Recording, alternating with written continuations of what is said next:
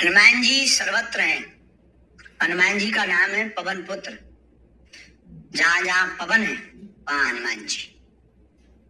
हर जगह ऐसी कोई जगह नहीं है जहां हनुमान जी नहीं है। जब तक आपके मन में ये वेद है कि वो स्पेशली कहीं है, हनुमान जी पवन है। पवन किसी एक जगह थोड़ी होती, हर जगह होती है। फिर अब पवन को पकड़े कैसे? तो हवा को भी पकड़ा जा सकता, बस गुब्बारा होना चाहिए। ऐसे ही हनुमान जी सर्वत्र है, पर कदली वन में रहते हैं वो हमेशा। कदली वन, कदली वन में वेंकटाचल पर्वत के पास में कदली वन है, जहां अंजना माता ने तपस्या की, वहां हनुमान जी का निवास है। कई कबीलों के लोगों को हनुमान जी, 7 लोग चिरंजीव हैं, ये कभी मरते नहीं। अश्वत्थामा बलिर्व्यासो हनुमानश्च विभीषण कृपा परशुरामश्च सप्तैते चिरजीवनः। ये 7 लोग चिरंजीव हैं और ये कहीं ना कहीं स्थान बदलते रहते हैं और रहते हैं। राम जी का साक्षात्कार हो जाता है। अच्छा, एक बात है मेरे प्रियजनों, आज कथा का विराम दिन है। आज बहुत गंभीरता से सुनना। आप अगर गुरुदेव की शरण में आ जाएंगे, आप अगर हनुमान जी की शरण में आ जाएंगे, तो आपके मुंह से जो भी निकलेगा वही सत्य कहलाएगा।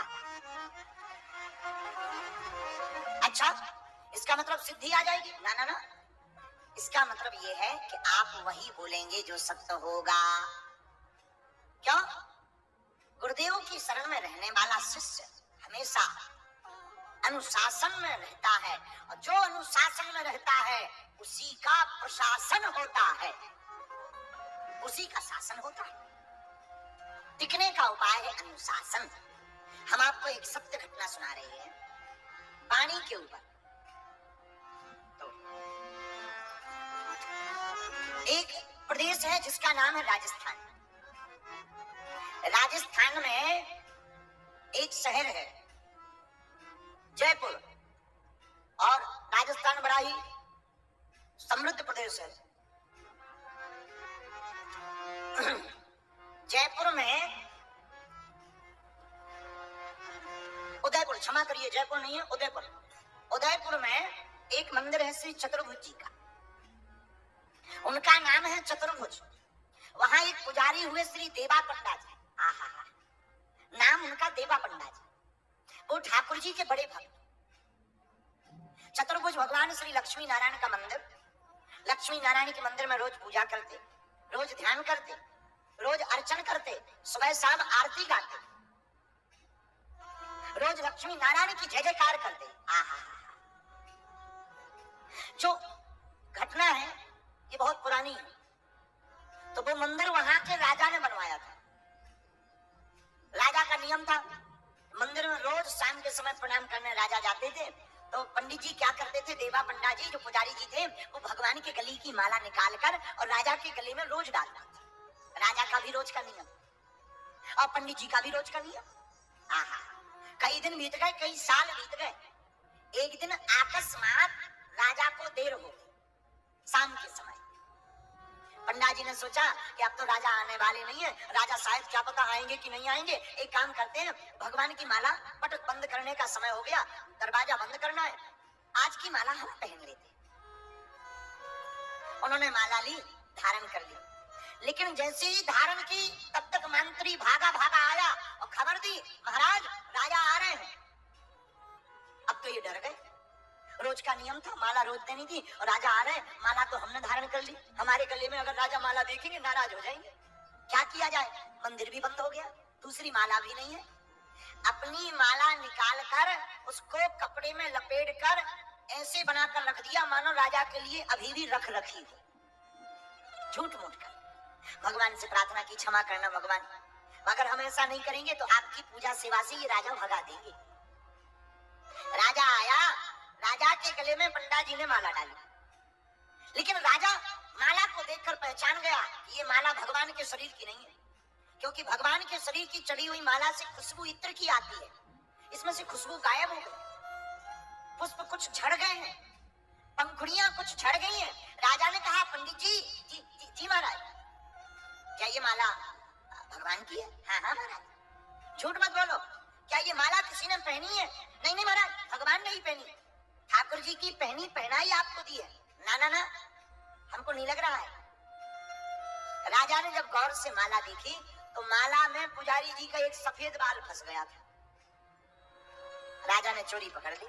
ए पंडित जी, बड़ा झूठ बोलते हो, आप कहते हैं किसी ने पहनी नहीं तो ये बाल कहां से आया? तो पुजारी जी ने सफेद नहीं देखा, दूर से कह दिया महाराज भगवान का होगा। तो राजा ने कहा कल तक तो भगवान के बाल काले थे, आज सफेद हो गए क्या? पुजारी जी बोले हाँ महाराज सफेद है, सफेद बाल। अब तो और पुजारी जी डर गए। ध्यान देना, एक झूठ दूसरे झूठ को जन्म देता है, झूठ पर झूठ बोलना पड़ता है। पुजारी जी झूठ बोलते गए और फंस गए।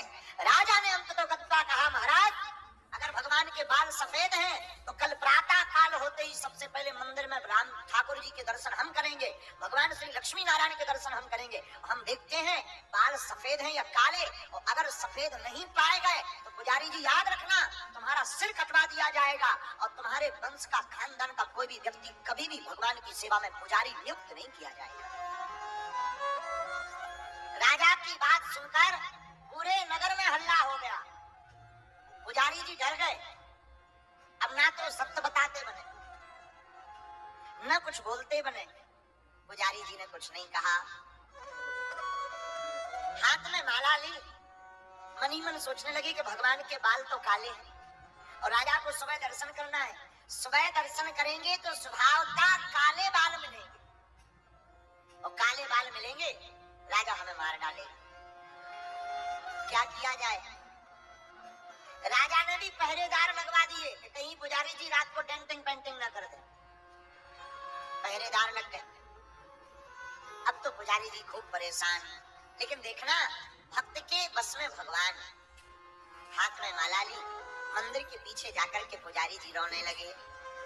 हे दीनानाथ, हे लक्ष्मी नारायण भगवान, हे गिरधारी, आपके बिना हमारा इस दुनिया में कोई नहीं है। और हे ठाकुर जी, हमें इसका डर नहीं है कि हम मर जाएंगे, हमें सिर्फ इस बात का डर है कि कल प्रातः काल अगर काले बाल राजा को मिले, आपके काले बाल ही हैं, और सरकार अगर राजा काले बाल देख लेगा तो भविष्य में दुनिया में कभी कोई पुजारी के ऊपर भरोसा नहीं करेगा, कभी कोई पुजारी की बातों पर भरोसा नहीं करेगा। ठाकुर जी, हमें मरने का डर नहीं है।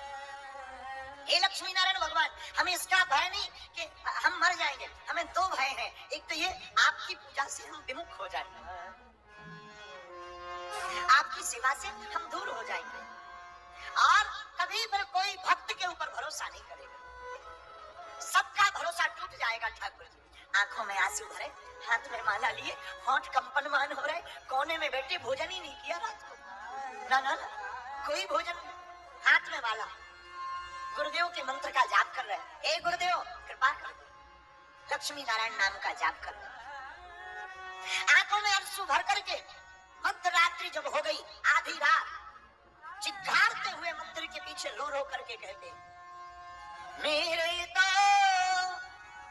गिरधर गोपाल तू से रो ना को, हमारा आपके बिना कोई और नहीं, और हम अपनी ये आफत और ये विपदा सुनाए किसको? आंखों में आंसू भरते भरते पूरी रात रोते रहे।